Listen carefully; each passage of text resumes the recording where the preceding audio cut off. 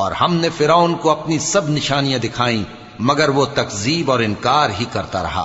کہنے لگا کہ موسیٰ، کیا تم ہمارے پاس اس لیے آئے ہو کہ اپنے جادو کے زور سے ہمیں ہمارے ملک سے نکال دو؟ تو ہم بھی تمہارے مقابل ایسا ہی جادو لائیں گے، تو ہمارے اور اپنے درمیان ایک وقت مقرر کر لو کہ نہ تو ہم اس کے خلاف کریں اور نہ تم، اور یہ مقابلہ ایک ہموار میدان میں ہوگا۔